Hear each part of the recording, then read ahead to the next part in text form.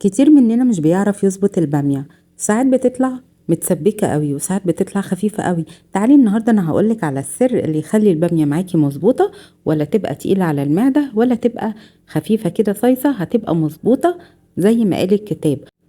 وهعلمك كمان تقدميها ازاي بشكل شيك كده على السفرة. هقولك على الطريقة ازاي. اهلا بيكم معايا في قناة وصفات مني. لو لسه اول مرة بتشوفوني ما تنسونيش في اللايك وفي الاشتراك. اول حاجة هنبدأ وصفتنا. هحط معلقتين بصل مفرومة، لازم يكون بصل مفروم ناعم، وده اول سر من اسرار البامية، علشان خاطر البصل ما يبقاش باين حبيبات في الاكل واحنا بنعمله. وهنزل كمان بمعلقة زيت ومعلقة سمنة. لو عايزة تبدلي السمنة بالزبدة اعمليها، بس بصراحة البامية ما بتحلاش غير بالسمنة. هسيبها كده لحد ما البصل يبدأ يصفر معايا يوصل للدرجة دي. هبدأ ان انا انزل باللحمة. انا مش هغسل اللحمة هنا، اللحمة نضيفة بتاعتي، وهقطعها كده. اللحمة دي انا جايباها قطع شرايح، هتبقى سميكة شوية. لو هتطلبي من الجزار اطلبي منه قطع اللحمة تكون سميكة شوية. ليه؟ لان البامية مش بتاخد وقت على النار، علشان اللحمة تستوى براحتها وتبقى برضو خفيفة في السوا. هتوصل معايا للدرجة دي كده جاهزة معايا. هنزل عليها بقى قد ايه طماطم. هنزل بالظبط كده كيلو الا ربع طماطم، هتكون مفرومة وما فيهاش مية خالص. انا عايزة الطماطم بتاعتي هنا صافي، طبعا هكون مصفياها كويس جدا بعد ما ضربتها في الخلاط. وهسيبها كده، هسيبها بقى ايه تستوى لحد ما الطماطم بتاعتها تنشف. انا معايا هنا كيلو بامية، يعني معنى كده ان احنا حطينا كيلو البامية عليها كيلو الا ربع طماطم. لو حطيتي كيلو طماطم هتبقى مسبكة قوي وهتطلع الصلصة فيها كتير، فاحنا قللنا شوية عشان تطلع مظبوطة معايا. هقمع البامية بقى كده بالشكل ده. لو انتي مش بتعرفي تعمليها اهو، هشيل الحتة القمع اللي فوق دي بالشكل ده واشقها شقة بسيطة كده من فوق ومن الجنب، واشيل الحتة اللي تحت. كده انا خلصتها. والصلصة هنا اهي نشفت معايا، مفيش مية خالص. انا مش هسيبها تتسبك خالص، لا يا دوب بس يعني تنشف معايا. اول ما تنشف كده هنزل بالبامية على طول، ومعاها واحدة ورق لوري. مش هحط بقى اي سوائل تانية خالص دلوقتي، هسيبها كده شوية اقلبها في التسبيكة دي مع اللحمة كده تاخد من ريحتها ومن طعمها كلها. كده هسيبها كده بالظبط 5 دقايق. بعد 5 دقايق هنلاقي ان البامية استوت يعني شوية بس مش كتير بالشكل ده. وريحتها ده بقى سر كده اللي بيخلي ريحتها بجد فواحة وفظيعة. بجد ريحتها كانت جميلة جدا. جربوها بالطريقة دي وكملي. هقولك على سر تاني بعد التسوية، هقولك تعملي ايه هتبقى هايلة معاكي. طيب انا هحط هنا شوربة قد ايه او مية قد ايه؟ هحط قد البامية اللي عندي. يعني انا كان عندي الطبق مليان بامية، هحط قده مية، وهزود كمان ربع الطبق كمان.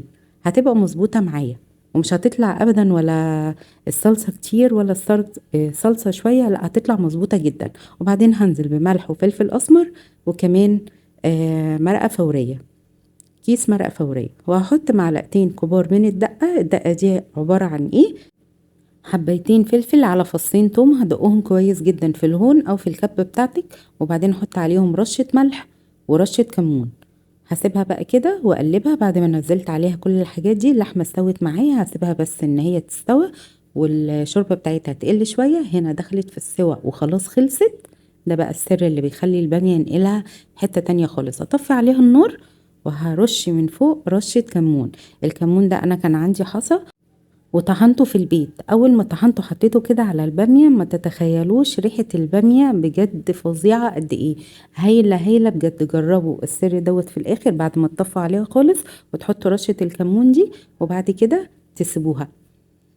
هنيجي بقى نقدمها واقولك نقدمها ازاي. هنجيب بقى 2 بولة زي دول، واحده كبيره وواحده صغيره، وهحط الصغيره اقلبها واحطها جوه البولة الكبيره. وهنزل كده بالرز بعد ما سويته طبعا اهو كده في البولة. هغطي البولة كلها بالرز واكبس الرز كده بالشكل ده لحد ما املى الطبق كله. وافضل بقى خطوة مهمة ان انا لازم اكبسه كويس. وخطوة مهمة كمان ان البولة بتاعتي ما تبقاش مبلولة، لازم تبقى ناشفة ناشفة كويس جدا. لو مبلولة مش هتعرفي ان انتي تشيليها من الطبق خالص وهتلزق فيه وهتعذبك علشان تطلع. جبت الطبق وهقلبها كده بالشكل ده زي ما حضرتك شايفة، هتتشال معايا بكل سهولة. بصوا الطبق اللي احنا قلبناه صغير طالع معايا معدول اهو، هشيله برضو بكل سهولة. الطريقة دي حلوة جدا، بيبقى شكلها جميل. بصوا الرز عامل ازاي. طبعا تقدروا تقدموا بالطريقة اللي انتوا عايزينها، بس انا بديك يعني افكار تقدري تقدمي باي طريقة.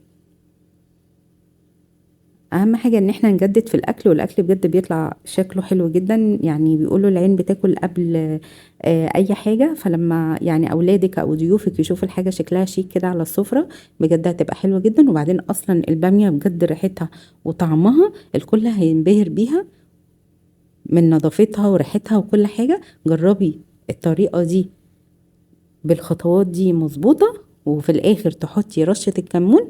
بجد مش هتبطلي ابدا تعملي البامية دي بالطريقة دي خالص. هنا بقى انا رصيت اللحمة كده وحطيت حبة بامية جوه بالشكل ده، واخدت من الصوص بتاع البامية ونزلت عليه كده بخطوط من الجناب على الرز بالشكل ده.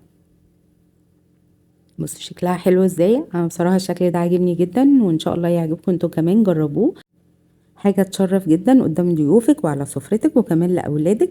اعملي كل ما هو جديد انا هقولك عليه ان شاء الله. وتابعيني بقى فيديوهات تانية جديدة. وبس كده، دي كانت وصفتي النهاردة، اتمنى ان هي تعجبكم. ما تنسونيش بقى في اللايك وفي الاشتراك وكومنت حلو منك.